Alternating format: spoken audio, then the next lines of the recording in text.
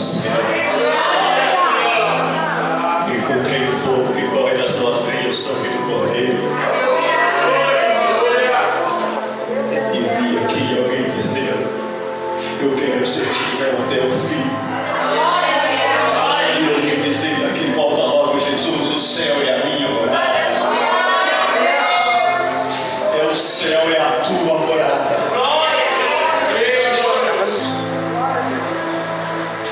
Talita, Tawane, Marcelene, põe-se em pé.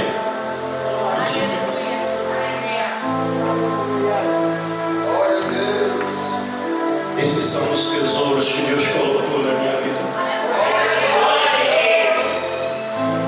Eu digo tesouros porque Deus me deu algo de primícia. O que Deus tem para nós é o melhor. Muitas vezes não sabemos esperar, mas creia que no céu é a nossa morada. E para que nós pudéssemos ser fiéis até o fim, como foi louvado agora, me ajuda a ser fiel ao Senhor até o fim. E como a minha esposa cantou, o céu é a minha morada. Entre Talita e Tawane, Deus recolheu alguém. Deus me deu nos meus braços.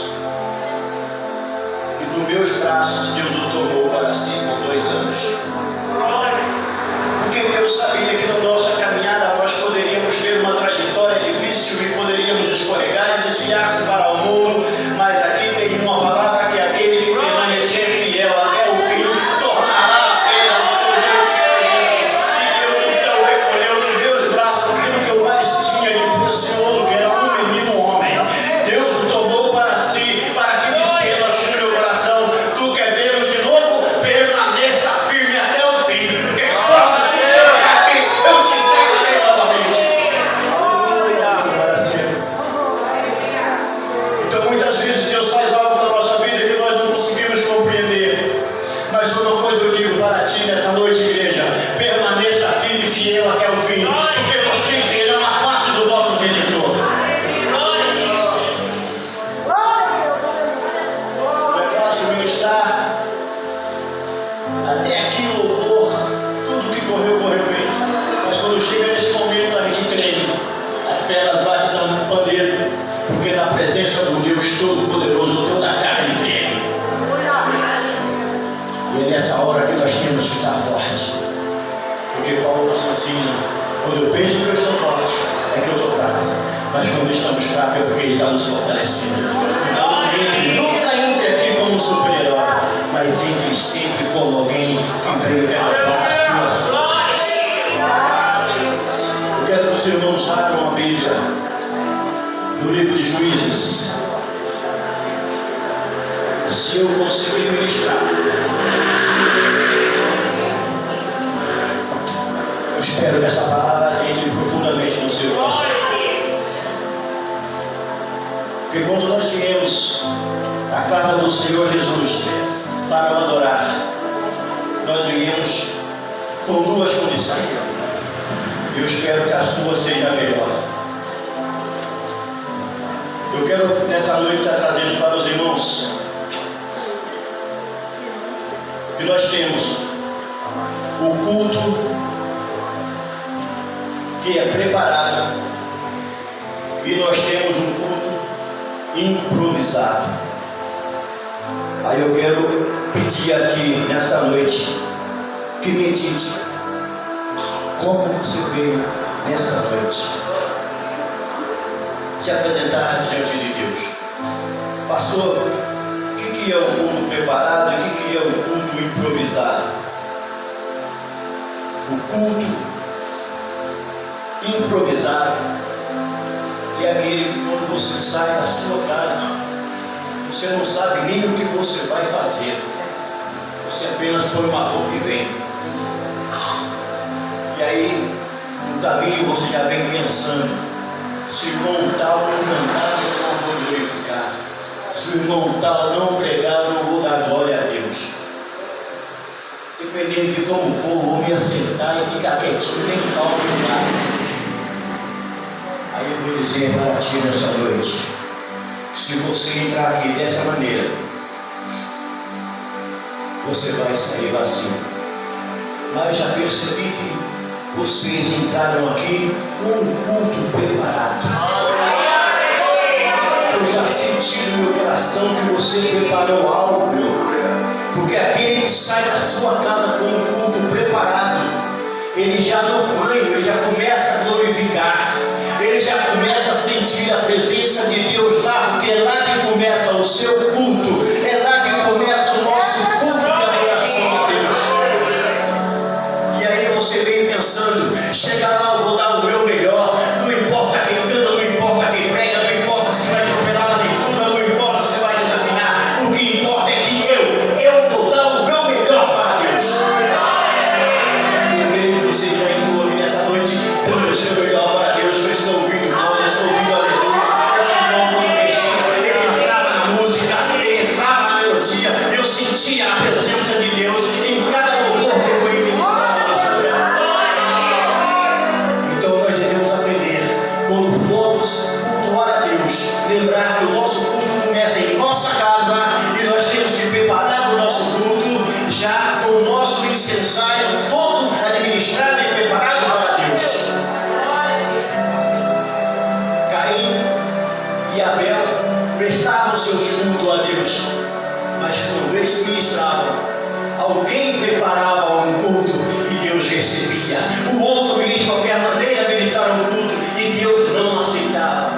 E aí houve a tragédia que os irmãos conhecem nessa passagem.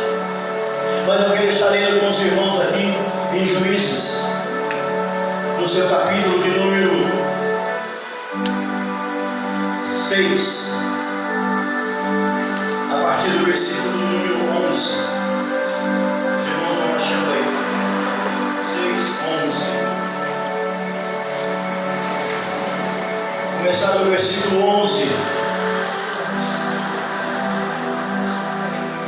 Vai estar dizendo assim: então o Senhor veio, o anjo do Senhor veio e assentou-se debaixo de um carvalho que está em Ofra, que pertencia a Joás, Abiezrita, esse nome é difícil. E Gideão, seu filho, estava malhando trigo no lagar para salvar os midianitas. Então o anjo do Senhor lhes apareceu e disse: o Senhor é contigo, varão valoroso. Mas Gideão lhes respondeu: ai, meu Senhor, se o Senhor é conosco, por que tudo isso nos sobreveio?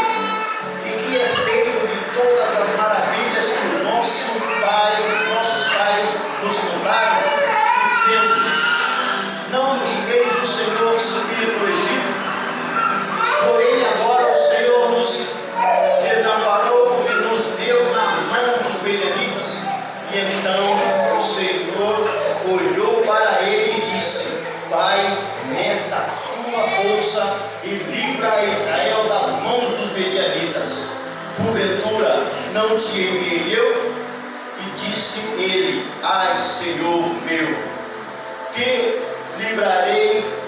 com que livrarei Israel?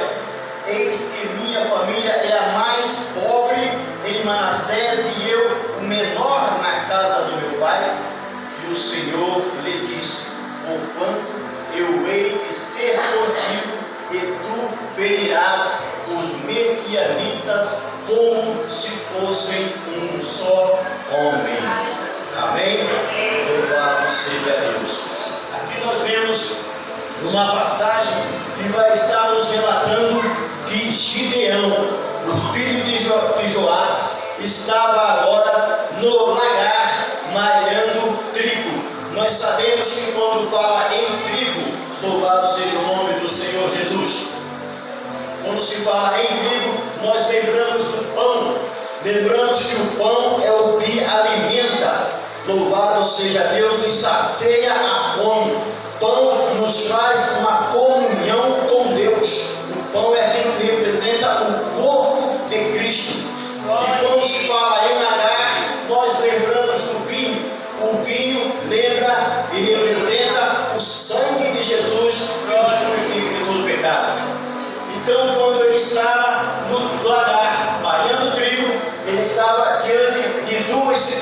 razões. Uma, que o lagar é lugar de fazer ruim. E ele estava malhando trigo, que é algo que faz o pão.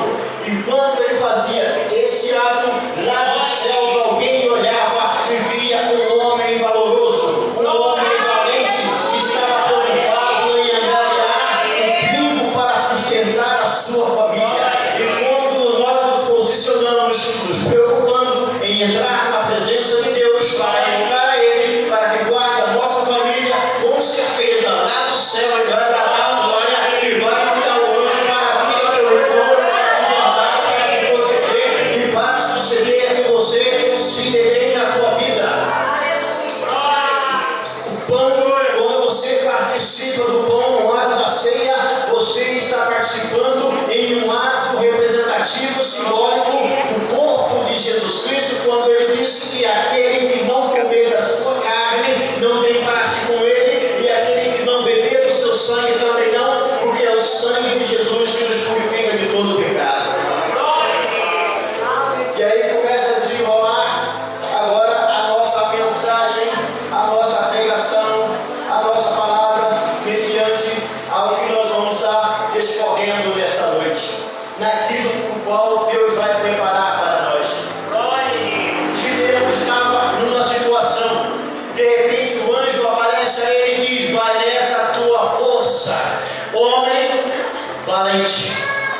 Naquele momento, assim como eu tremi quando me chamou, eu creio que ele tremeu ainda mais por ver aquela personagem na sua frente, chamando-o de varão valoroso, varão valente, e logo ele reconhece que ele é pequeno, logo ele reconhece que ele está numa situação difícil, e aí ele vai se colocar na presença do anjo,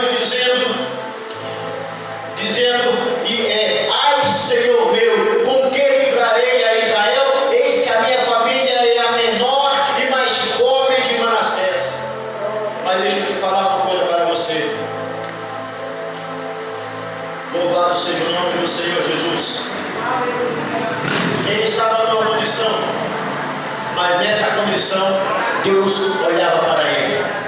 Ainda que ele se colocava numa condição de pequeno, ainda que ele reconhecia que a sua família era pobre, mas uma pobreza essa que era abençoada por Deus, porque eles tinham uma fazenda de trigo. E nessa fazenda de trigo, os inimigos não puderam tomar, porque Deus deu a ele uma ciência, uma sabedoria. Aí nós vemos aqui Paulo ensinando que nós temos que ter um temor a Deus e obedecer a Deus e crer que Deus sempre ouve a nossa oração e o nosso clamor quando Ele clama com sinceridade a Deus.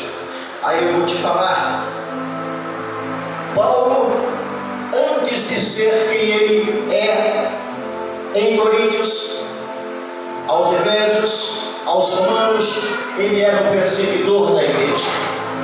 Ele era aquele que tinha prazer em articular tudo quanto vinha-lhe às mãos para fazer.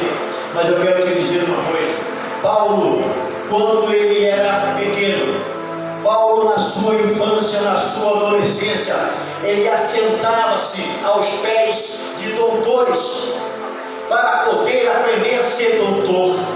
Porquanto nós vemos que Paulo, ele foi instruído nas melhores faculdades de teologia da época, aos pés de Gamaliel, que era o doutor, 4 ou mais faculdades teológicas. Ele ensinava aqueles meninos a crescerem guardando a Torá, aprendendo, e de repente Saulo cresceu e tornou-se um doutor da lei, porque ele, quando adolescente, assentava-se aos pés de doutores para aprender a ser doutor. Mas eu trago aqui para você nessa noite uma surpresa, uma novidade. Um menino que também na sua adolescência também foi assentar-se aos pés de doutores, mas com um diferencial: Jesus. Ele foi assentar-se aos pés de doutores, mas não para aprender a ser doutor, mas para ensinar os doutores. Se você pode entender o que é isso, manda a glória para cima, porque Paulo assentou-se com doutores para aprender a ser doutor, mas Jesus assentou com doutores para ensinar os doutores de como é que deve se caminhar na presença de Deus Todo-Poderoso. E um dos doutores vem às escondidas e pergunta para ele: mestre, o que devo fazer para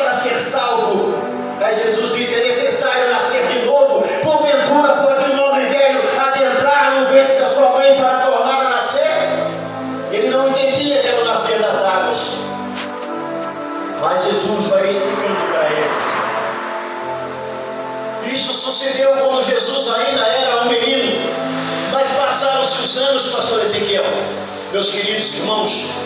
Aí passaram-se 30 anos. E aí 30 anos está lá na frente de João Batista batizando e pregando o arrependimento.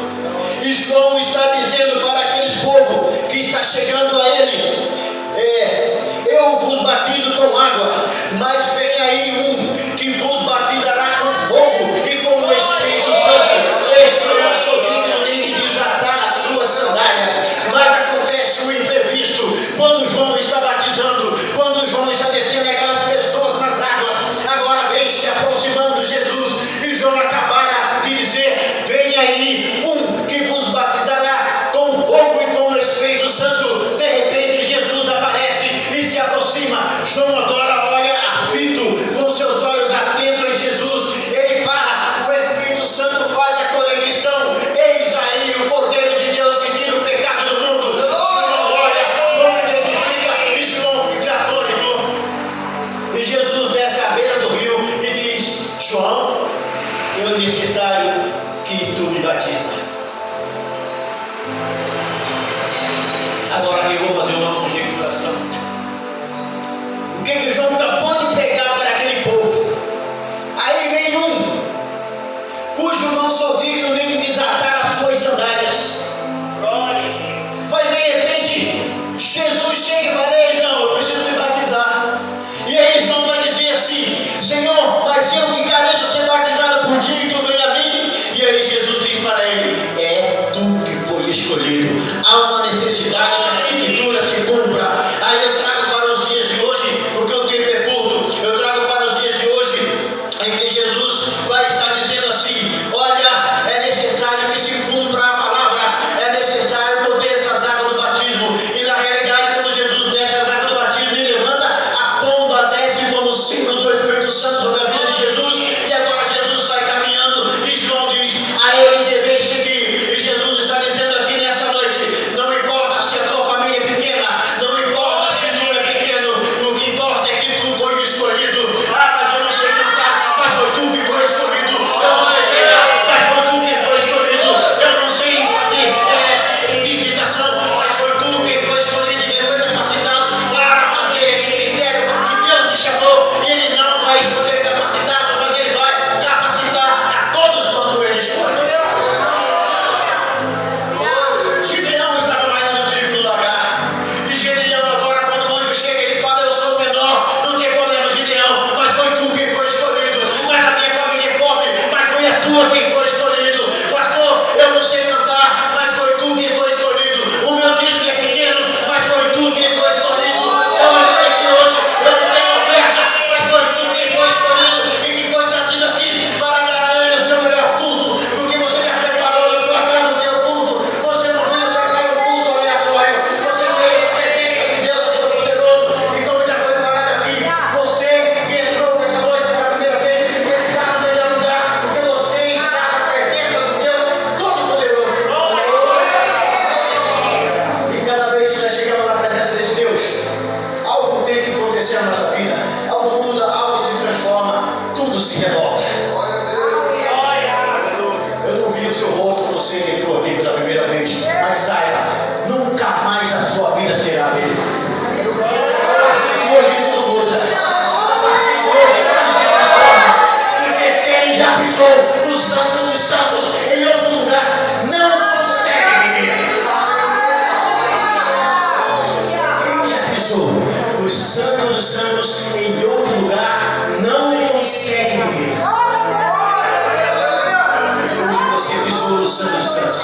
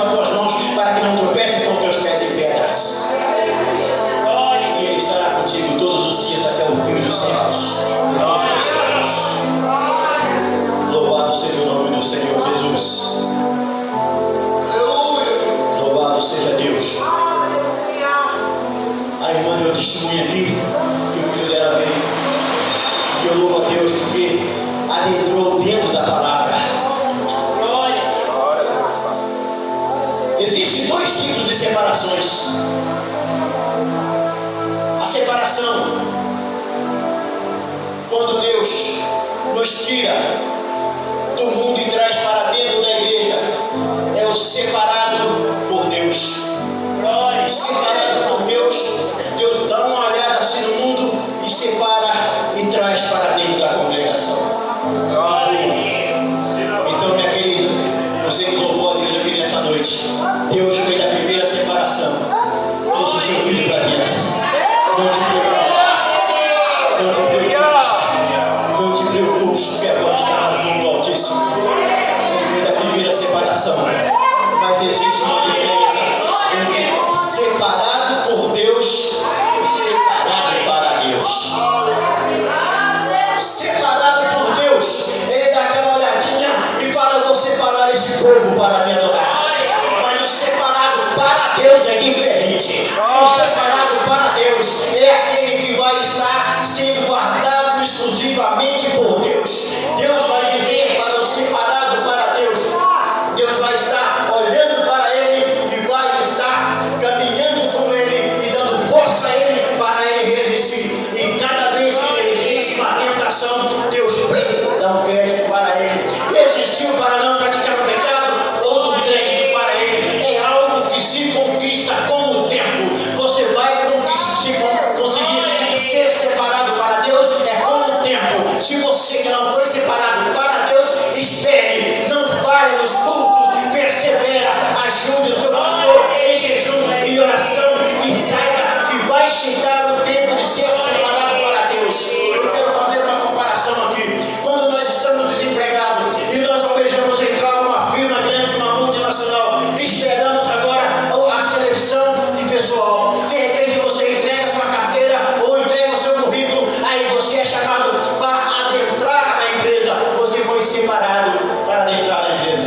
É assim que funciona. Aí você começa a trabalhar. Você começa a trabalhar e começa a mostrar o seu esforço, começa a mostrar a sua vontade e você vai ganhando pontos, créditos diante do seu encarregado, do seu supervisor, do seu chefe, do seu patrão. Você vai ganhando pontos. Vai chegar um tempo em que ele separa você para ele. Você agora vai trabalhar dentro do escritório dele, ou você vai ser o gerente da empresa dele, da congregação. É a mesma coisa. A tua fidelidade vai fazer com que Deus revele: meu pastor, separa esse para mim, porque tenho eu nele prazer. E ele vai capacitar você para que você siga fazendo a vontade de Deus, o Todo-Poderoso. É a mesma maneira. Você agora vai estar caminhando, porque agora você foi separado para Deus. Aí daqui a pouco Deus vai olhar e vai dizer para você: a partir de hoje eu separo você para mim, e onde tu pisares, eu pisarei contigo. Onde tu colocares as tuas mãos, eu colocarei as minhas mãos. Se tu passares pelo fogo, a chama não arderá em ti. Aleluia! Deus está guardando a tua vida. Quando somos separados para Deus é diferente. Nós somos separados por Deus, nós nos colocamos na presença e começamos a louvar. Mas quando estamos louvando, Ele vai nos capacitando e nos moldando, e vai vendo as tentações chegando e nós resistindo. E quando resistimos, estamos ganhando crédito. E agora Deus vai dizer: eis que vos separo para mim. Então persevere, invista mais um pouco naquilo que tu foi chamado. Não importa, não, vem aqui louvar a Deus. Não, minha garganta é ruim, eu não sei cantar. Venha, eu sou melhor segundo aquilo que você sabe. Foi tu que foi escolhido. Vem cá, dá uma salvação. Pastor, eu sou ruim de leitura. Venha, porque foi tu que foi chamado.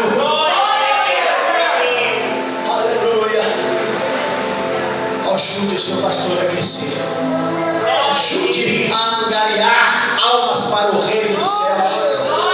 E toda vez que tu pensar que tu é pequeno, pensa: eu sou pequeno, mas o meu Deus é grande. Eu sou fraco, mas o meu Deus é forte. Eu não posso, mas o meu Deus pode. Eu não consigo, mas o meu Deus me capacita. Ele que vai te capacitar. Ele me trouxe aqui nessa noite para dizer: assim como Gideão se esforçou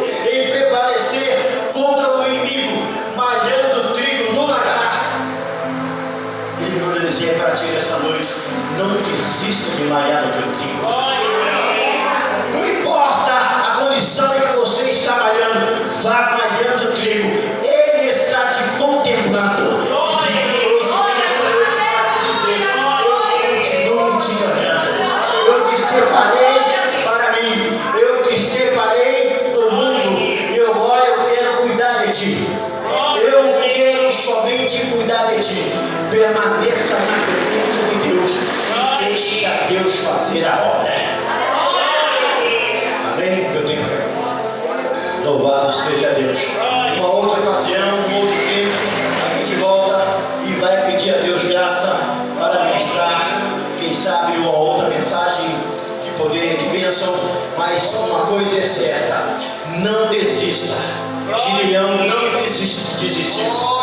Embora colocou várias condições para entender que realmente Deus era com ele, mas quando ele viu que Deus era com ele, agora Deus vai provar para ele, porque o tempo não dá mais tempo. O tempo não nos permite. Mas isso não é maldição não, meu irmão, isso é bênção. Quanto mais o relógio corre, mais perto de voltarmos para casa. Então nunca maldiga o relógio, nunca maldiga o tempo, abençoe o tempo, porque quanto mais rápido passa, menos sofrimento nós temos na terra.